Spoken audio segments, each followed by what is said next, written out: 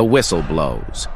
You climb the ladder, and the man who climbed it beside you, the one you shared bread with this morning, is dead before his boots clear the top. You did not hear the shot. You never hear the one that matters. You are standing in the open now, in a place they call no man's land, and every instinct in your body is screaming the same useless word. Run. There is nowhere to run. Let me take you back a few weeks. It is 1916. The Western Front, a long scar of trenches cutting across France and Belgium. You are an ordinary soldier, not a general, not a hero, a farmer, a clerk, a factory boy who signed up because everyone said it would be over by Christmas. That was 2 years ago. In this trench, more men will die from the cold and the water than from enemy bullets. Now you live in a ditch in the ground, a trench barely wider than your shoulders, deeper than a man is tall. The walls are mud. The floor is mud. When it rains, and it always rains, the water rises past your knees. This is your home now, and it is trying to kill you in ways you never imagined. Here is what you got wrong about this war. You thought the enemy was the men in the other trench, the ones a few hundred yards away across the wire. You were wrong. Most men who died here never saw the person who killed them. The real threat is everything, except a fair fight. It is the artillery shell that falls from the sky with no warning, chosen by no one, landing on the brave and the careful exactly the same. It is the sniper you will never see, waiting for one careless second. It is the water in your boots that never dries, rotting your feet inside them until they turn black. It is the disease in the mud, the rats, the infection in a wound the size of a coin. You came here ready to be brave, but courage is not the skill that keeps you alive. Because in this trench, almost nothing that kills you cares how brave you are. So you learn the small rules. Fast. Keep your head below the top of the trench. Always. Because just above that line, the air belongs to the snipers. A man stands up to stretch. A man lights a cigarette at night and the glow gives him away. A new recruit peeks over the edge to get one look at the enemy. Each one is dead before he understands his mistake.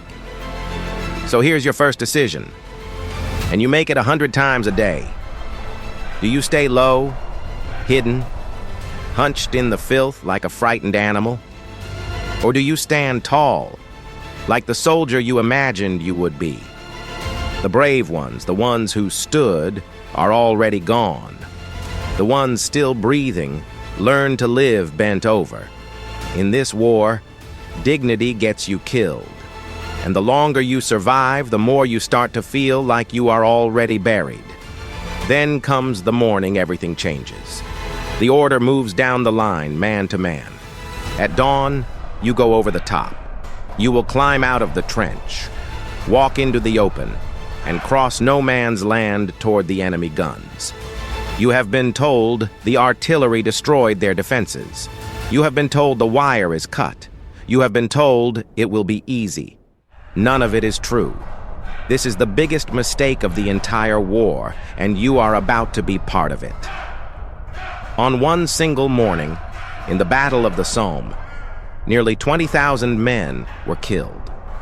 In a matter of hours, they climbed their ladders in neat lines, exactly as ordered, and they walked, straight into machine guns that never stopped firing. The mistake was not yours. You were brave. You did everything right.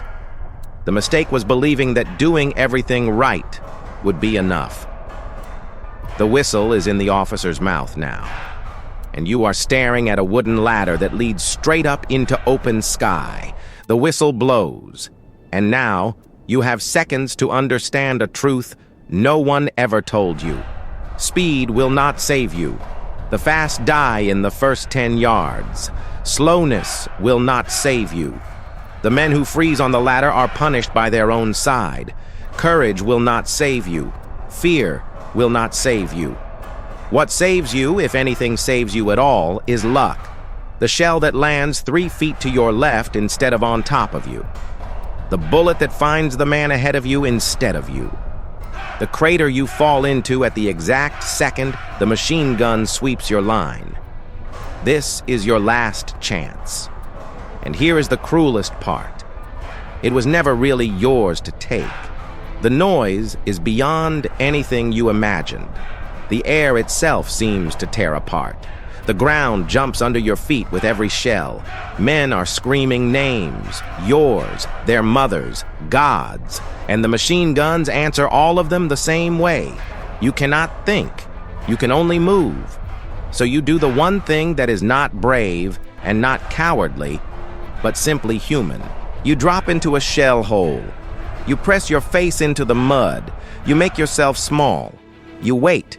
And you survive the next 60 seconds not because you earned it, but because the war this one time happened to look somewhere else.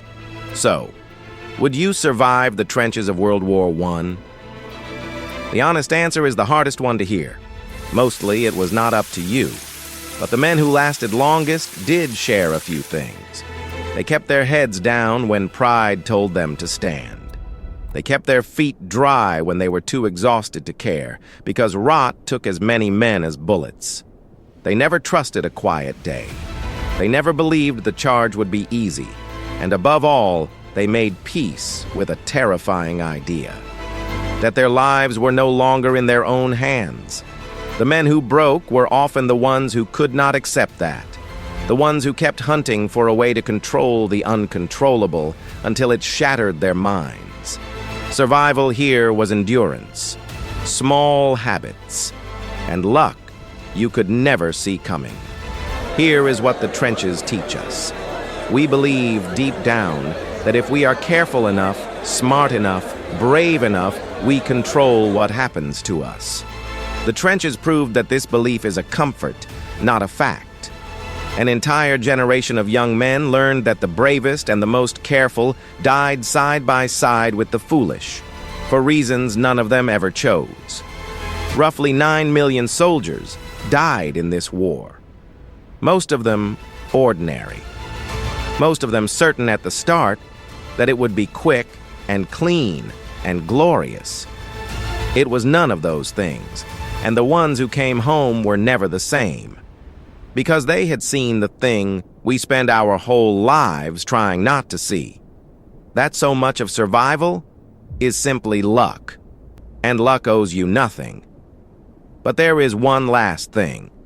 For all its horror, this war was still a fight between men with rifles and shells.